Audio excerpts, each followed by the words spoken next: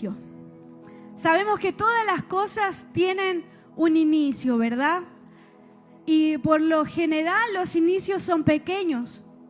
Por lo general los inicios comienzan de a poco en todo ámbito de la vida, ¿verdad? Hace un par de domingos me tocó predicar y hablamos de la semilla. Pequeñita, luego forma un gran árbol que trae fruto y demás. Una relación entre amigos comienza de a poquito y luego ya tienen años de confianza. Y ya tiene mucho más una relación de esposos, de esposas. Ustedes me entendieron. Comienza también de a poco.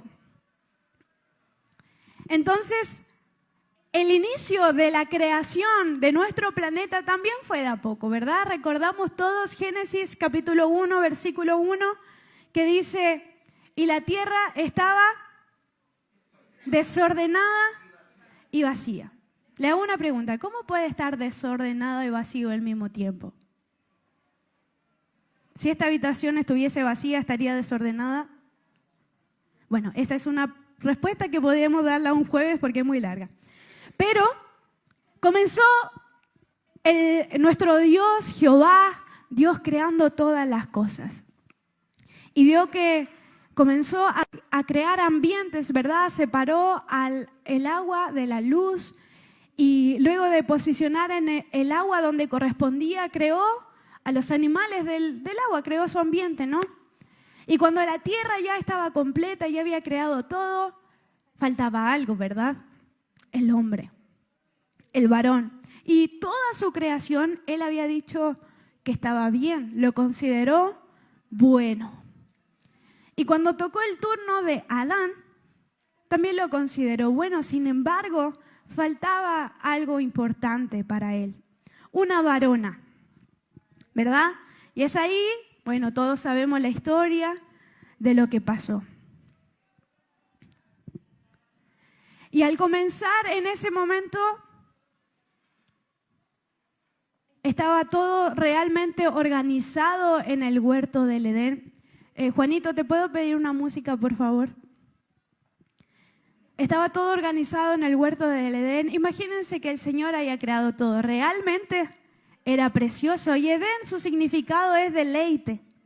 Por ende, Adán y Eva estaban plenos en ese lugar donde la había creado el Señor. En ese lugar tan hermoso, lleno de la gloria de Dios, habitaban estos dos hombres. Y en medio del Edén estaban dos árboles muy importantes, que uno era el árbol del bien y del mal, y el otro árbol era el árbol de la vida. Bien, y es aquí donde se origina todo lo que hemos cargado quizás nosotros hasta el día de hoy antes de conocer a Cristo, ¿verdad? Satanás utilizó un agente. ¿Le pueden dar a la siguiente, por favor?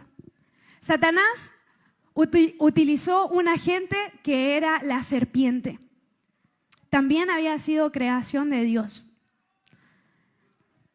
¿Por qué Satanás ya estaba en la tierra? También es una respuesta que podemos dar los jueves en las clases. Y utiliza ese agente para poder sembrar una duda dentro de la creación más hermosa de ese huerto. Y comienza a decirle, ¿qué te había dicho el Señor? ¿Qué te había dicho Dios? Que no comiera de este fruto. Porque si no moriría. No vas a morir. ¿Sabes qué? Si comes de este fruto vas a ser como Dios. Y atenta, Eva malinterpretó, le creyó a un animal que habla y no le creyó al Señor. Que Dios mismo le había dicho en Génesis 3:3 que no toquen del árbol, que no se acerquen a él, porque si comían de él iban a morir. Y ella consideró que no. Como la serpiente dijo, bueno, no, entonces no. Y es extraño cómo Satanás desde el inicio de la historia de la humanidad, ha utilizado el mismo recurso, el engaño, la intención de desviar, que es el mismo significado de pecar. Una frase, antes. Mismo el amigo de Jesús, Pedro, también en una cierta oportunidad, con buena intención, le dice a Jesús, no, Señor, tú no vas a morir, no te vas a entregar por nosotros. Y Jesús con mucha paciencia mira no solo a su amigo, sino a aquel que estaba intentando una vez más involucrarse como lo había hecho en el huerto del Edén. No miró directamente a Pedro, sino que miró la intención de Satanás una vez más dentro de un humano. Y le dice, apártate, Satanás, porque me eres estorbo. Qué impresionante que el mismo Pedro, que posteriormente iba a hacer grandes prodigios, un hombre realmente de Dios, ¿verdad? Un hombre que lideró a la iglesia primitiva, un hombre que lideró también a los discípulos, un hombre con características importantes que pudo predicar a cientos de personas. Primero se convirtieron 3,000, luego 5,000. A ese mismo hombre lleno de Dios, Jesús le dijo, apártate de mí, Satanás, porque me eres estorbo. No era la esencia de Pedro, sino que era ese desvío. ¿Qué hubiese pasado si Jesús le hubiese hecho caso? No estaríamos en este lugar, no seríamos salvos. Y una frase que me mencionó Samu, que marcó firmemente en mi corazón y ahora me hace caminar así delicadamente por la vida, y es: muchas veces reconocemos cuando somos usados por Dios, pero muy pocas veces reconocemos cuando somos usados por Satanás. Lo vuelvo a repetir, muchas veces reconocemos cuando el Señor nos usa, porque le di una palabra, porque oré por tal y porque hice esto por medio del Espíritu, ¿verdad? Pero pocas veces reconocemos cuando Satanás también nos utiliza. No quiero poner discordia entre nosotros, por supuesto que no, pero es extraño muchas veces entre mi esposo y yo, cuando buscamos al Señor intencionalmente. Cuando Samu busca al Señor durante toda la semana, donde está orando intencionalmente, extrañamente yo me vuelvo más sensible y más delicada. Y genero discordia dentro de mi casa. Y es algo que hoy antes de ayer cuando él me lo mencionó, dije, wow, antes de generar este sermón, mi socio también se puso sensible. Antes, en otro tiempo, cuando había un sueño dentro de mi corazón, mis padres, hombres y mujeres de Dios me dijeron, no vas. Y era directamente parte del Señor. Yo te pregunto a ti, no me respondas. ¿Cuántas veces has sido utilizado por Satanás y no te has dado cuenta? Quizás menospreciando a aquella persona que está a tu lado. Quizás gesticulando.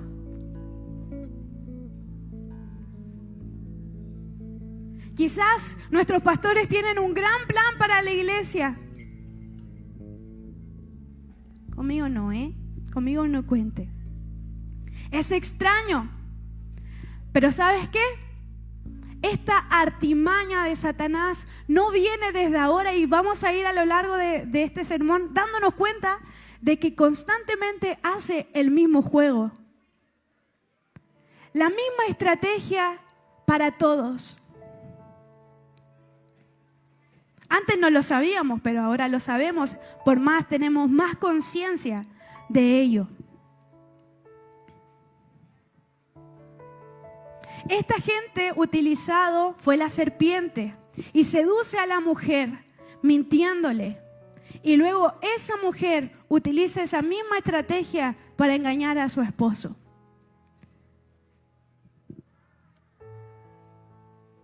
Y cuando ambos comen del fruto prohibido, algo cambió.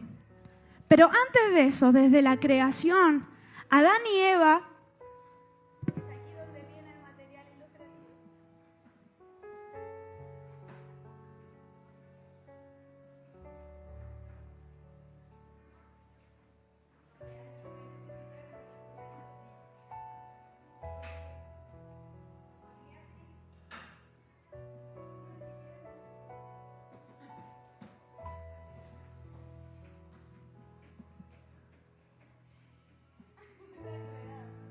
Porque Adán y Eva estaban revestidos de un halo.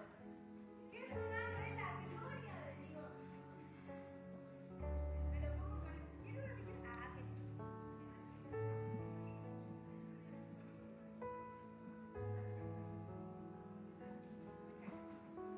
Hay algunos comentaristas, esto lo saqué del libro de teología sistemática. Esto lo saqué del libro de teología sistemática. Y Adán y Eva estaban revestidos de la gloria del Señor, que era un pacto entre ellos, donde claramente era una señal de comunión, donde el Espíritu cubría la carne. Cuando ellos deciden comer del fruto,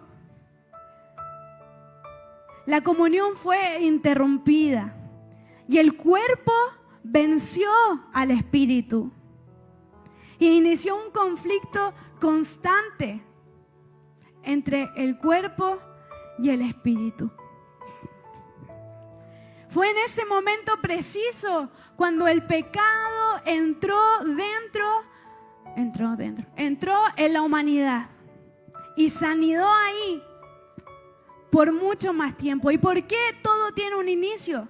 Porque el pecado comenzó desde una mentira, pero luego los hijos de Adán y Eva fueron mucho más profundos y hubo un asesinato. Y luego la descendencia de ellos fue mucho más profundo y conocieron la desnudez de su padre. Se fue degenerando la raza y luego fueron mucho más profundos y comenzaron a levantar dioses ajenos. Fueron mucho más profundos y entregaron a sus primeros hijos en sacrificio de fuego a un Dios que ellos mismos habían creado. Todo comienza de pequeño. El pecado se anidó por una mentira. Que Dios había dicho, van a morir si comen del fruto, y la serpiente dijo, no van a morir.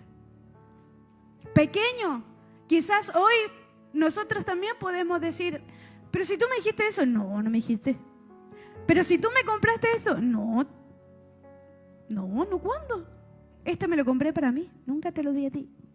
Esas pequeñas cosas, pero trajo una gran consecuencia degenerativa para la humanidad. Pero Javi, quizás ustedes se preguntan, ¿qué es a ciencia cierta el pecado? ¿Qué es el pecado? ¿Le pueden dar, por favor, a las definiciones?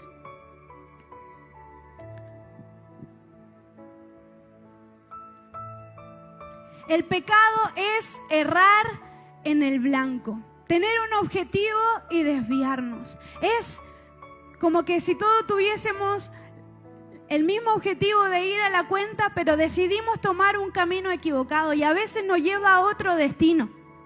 O quizás tomamos otro camino y nos demoramos mucho más. Es una torcedura, es un cambio de dirección. El pecado es mal, ir contra la esencia de nuestro Dios, que es el bien. El pecado es desobedecer, ir en el sentido contrario a la dirección dada. El pecado es transgresión. Cuando sobrepasamos el límite que protege nuestra alma. El pecado es caída. Decidir por voluntad propia, porque el Señor nos dio libertad, ¿verdad?, para elegir y para escoger.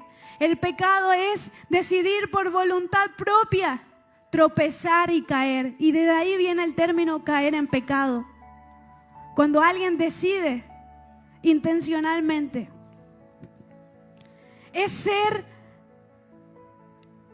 El pecado es impiedad. Ignorar la dirección del Señor.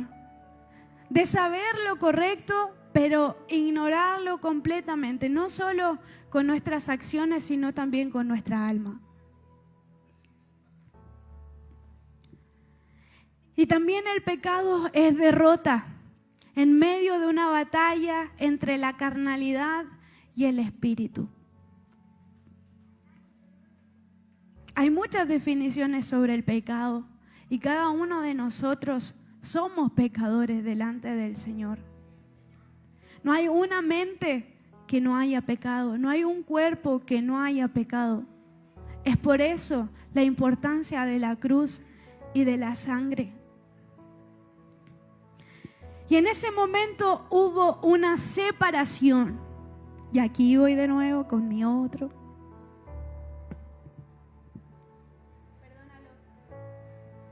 El halo que continuaba, que era la comunión con el Señor, fue despojado libremente para abandonar la creación admirable del Señor. Y el pecado se anidó dentro del corazón de la humanidad. Y hubo una separación entre el hombre y Dios. Adán y Eva eran hijos de Dios porque ellos no tenían padres. Es por eso que a Jesús se le menciona como el segundo Adán. Podríamos decir que Adán era el hermano mayor de Jesús en la tierra. Hubo esta gran separación que no solo cargó con la consecuencia de ellos y de toda su generación, sino que tú y yo también cargamos con eso. Normalmente ese pecado se llama pecado original. Es un concepto que está rondando, de hecho, por sobre todo la Iglesia Católica, que lo mencionan mucho, es por eso que bautizan a los niños. La consecuencia del pecado es donde la creación desobedeció, donde transgredieron los límites del Señor, que lo único que hacía era cuidar nuestra alma.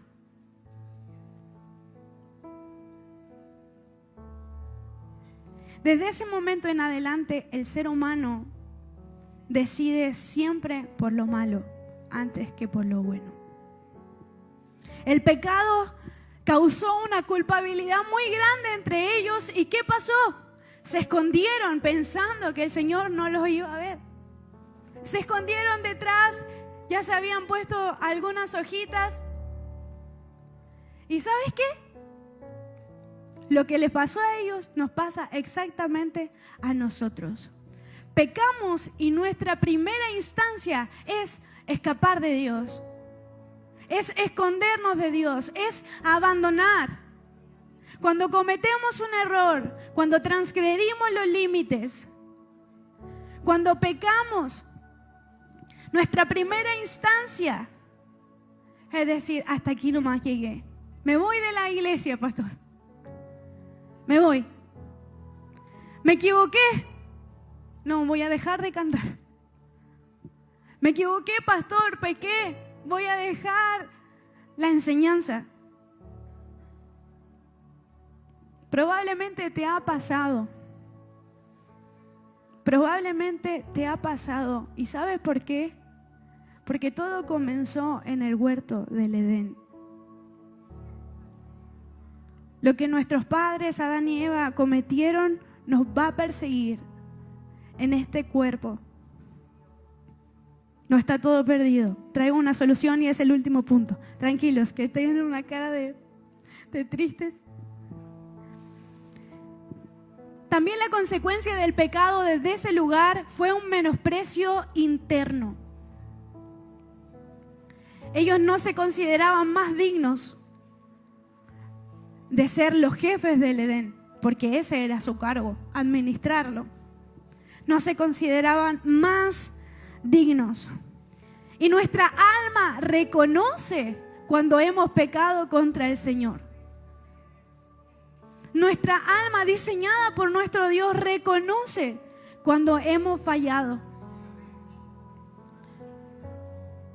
Y en ese momento de desprecio interno, que también lo menciona Pablo, un hombre de Dios importante, el que más escribió en el Nuevo Testamento, él mismo dice: miserable de mí, ¿quién me librare de este cuerpo que queriendo hacer el bien hago el mal? Pablo dice: miserable de mí, que estoy siendo un líder importante para muchas iglesias, para Éfeso, para Tarso, para Filipos, para Corinto. ¿Quién me librare de este cuerpo? Consecuencia de nuestro padre Adán. ¿Cuántas veces no hemos estado orando en nuestra habitación y diciendo: Señor, si yo ya te había dicho que quería dejar esto, ya te había dicho que quería dejar de pecar en esta área de mi vida? Esa es la realidad del pecado, que comenzó por solo una mentira. ¿Cuántas veces te ha preguntado: nunca alcanzaré nada? Porque no soy constante, porque siempre caigo en lo mismo. ¿Te has preguntado: no soy digno de un matrimonio quizás? ¿No soy digno de una relación saludable? ¿No soy digno de un llamado? ¿No soy digno de ser llamado hijo de Dios? Es mejor estar afuera. ¿Cuántas veces no escuché en el living de mi casa cuando era niña que le decían a nuestros pastores: no puedo, no puedo? Yo lo intenté, pastora, yo lo intenté, pero no puedo, yo voy a dejar todo esto, yo me voy. ¿Cuántas veces no escuché? Y eso es consecuencia de lo que pasó en el Edén. Pero qué maravilloso cuando nuestro Jesús vio el sufrimiento de los hijos. Qué hermoso fue cuando Cristo escuchó los sollozos de aquellos que querían redención, pero no había posibilidad alguna de ello. Jehová quiso restaurar, pero ya habían transgredido un límite y instauró un método solo para el pueblo de Israel que se llamaba sacrificio expiatorio. ¿Qué constaba el sacrificio expiatorio? Quizás algunos lo saben, quizás algunos no. Era utilizar un cordero perfecto. Un cordero perfecto. El más lindo de la camada, el más sano, el más robusto. Ese cordero que los niños y las niñas tuvieron que cuidar desde pequeños, alimentándolo, cuidándolo, peinándolo, para que se entregara. Ese que se generó un lazo con ese cordero que estuvo en la casa. Ese que amaban con todo su corazón, ese debía ser entregado. Y quizás le parecía a Dios una buena ofrenda. Ese cordero solo era una licencia como por un año por el pecado del pueblo. Solamente un año.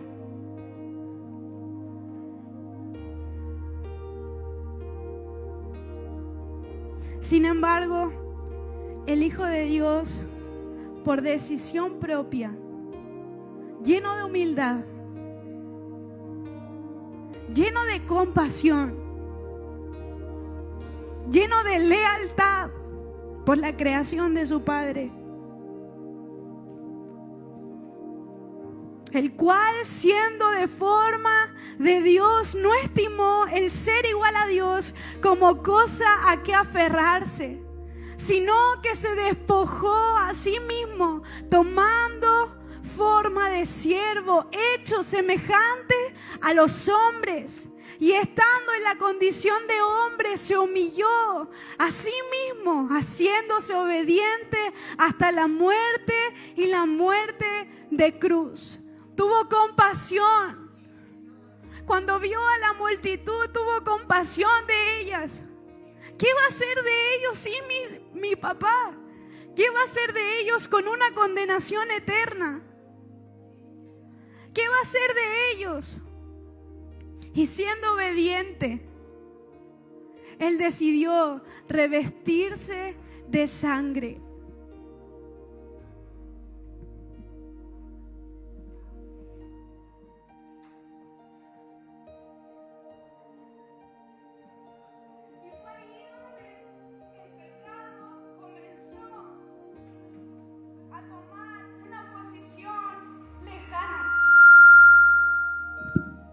Fue ahí donde el pecado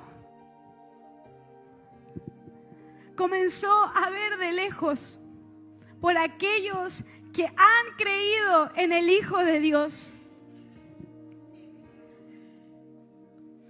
Por medio de la cruz, iglesia, hay justificación de pecados delante del Señor. Pastor, ¿puede venir adelante? Usted va a ser Jesús y la iglesia va a ser Dios.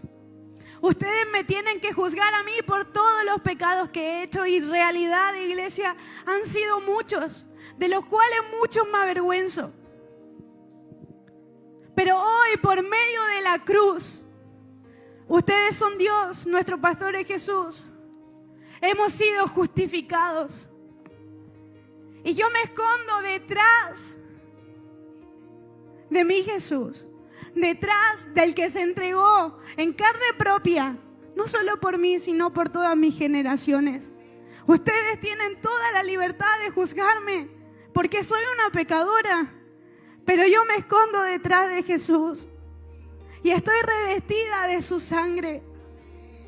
Por medio de la cruz hay redención de mis malas prácticas. Y no solo de mis malas prácticas, sino de todas mis generaciones que crean en Jesús. Por medio de la cruz, iglesia, hay una regeneración dentro de mi alma. Cuando decido bautizarme y nacer una vez más. Pero no es por mí, es por Jesús, es por la cruz. Por medio de la cruz hay una reconciliación entre Dios y los hombres. Por medio de la cruz tenemos libertad para reunirnos. Por medio de la cruz podemos escondernos detrás de Jesús sabiendo que por Él tenemos un lugar con el Padre. Gracias, Pato. Quédese aquí si ya estamos por terminar. Un acto de obediencia bastó para que toda esa generación que se había perdido fuera redimida. Un único sacrificio bastó para que la humanidad se reconciliara con Dios. Solo aquellos que aceptan a Jesús y son bautizados. Ponte de pie, iglesia. Vamos a leer Romanos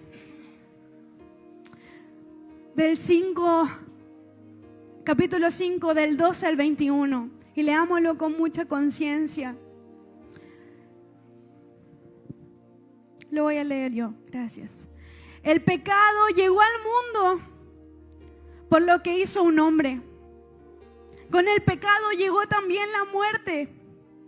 Todos tendrán que morir, porque todos han pecado. Versículo 13. El pecado llegó al mundo antes que la ley, pero Dios no a causa de la gente, no acusó a la gente por el pecado porque no había una ley. Sin embargo, desde el tiempo de Adán hasta el tiempo de Moisés, todos tuvieron que morir. Adán tuvo que morir porque desobedeció al mandato de Dios. Incluso los que no cometieron el pecado de Adán tuvieron que morir. Adán era como el que vendría en el futuro, nuestro Jesús. En cambio, el regalo de Dios no tiene comparación con el pecado de Adán. Lo que mucha gente recibió por culpa de un solo hombre fue la muerte. En cambio, lo que mucha gente recibió por el generoso amor de Dios fue el regalo de la vida. Gracias a un solo hombre, Jesucristo.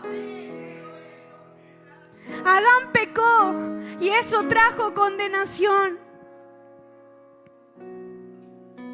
Pero el regalo de Dios es diferente. Se recibe después de cometer muchos pecados y lleva a la aprobación de Dios. La muerte reinó porque un solo hombre pecó. Pero los que han recibido en abundancia el generoso amor de Dios, con mucha más razón ahora también vendrá la vida y reinarán. Ellos recibieron su aprobación mediante un solo hombre, Jesucristo. Así como un pecado trajo la condenación a todos los seres humanos, así también un solo acto de bondad de Cristo trajo la aprobación de Dios y vida para todos. Solo un hombre desobedeció a Dios e hizo que muchos llegaran a ser pecadores. Pero de la misma manera un solo hombre obedeció y así hizo que muchos fuéramos aprobados por Dios. Donde sobreabundó el pecado, sobreabundó la gracia. Y hoy, iglesia, vivimos para Cristo. Vivimos porque no había posibilidad de que tú y yo pudiésemos reinar con el Señor.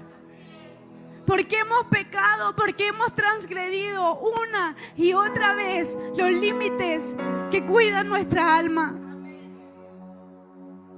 Reconocemos cuando el Señor nos usa, pero yo te pido que seas una persona que reconozca cuando Satanás también la quiere usar. En medio de tu familia, en medio de la congregación. Es sigiloso y se recubre detrás, no es mi carácter. Donde sobreabundó el pecado, sobreabundó la gracia. Y no hay posibilidad alguna por mérito humano, sino solo por Cristo. Este es el Evangelio, iglesia. Este es el Evangelio, iglesia.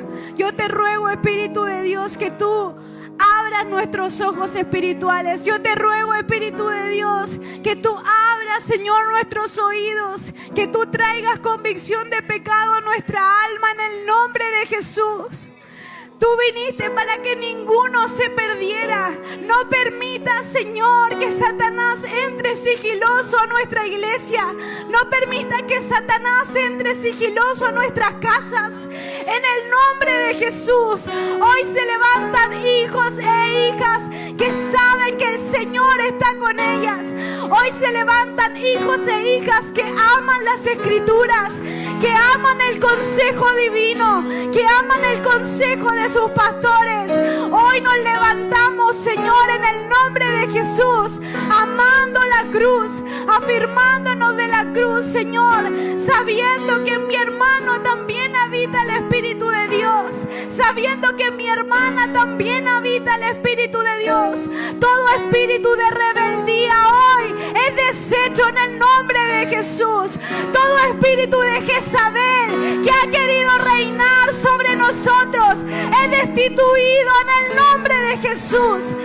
sabiendo de que Jesús tiene autoridad en este lugar y que tú nos has dicho, Señor, que van a venir muchas personas. No permitas, Señor, que nos involucremos en cosas que no van contigo.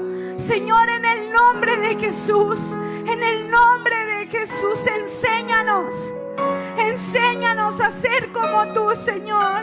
Enséñanos a amar tu dirección. Enséñanos a amar tu camino, Señor. Enséñanos a amar la verdad. Enséñanos, Señor. En el nombre de Jesús.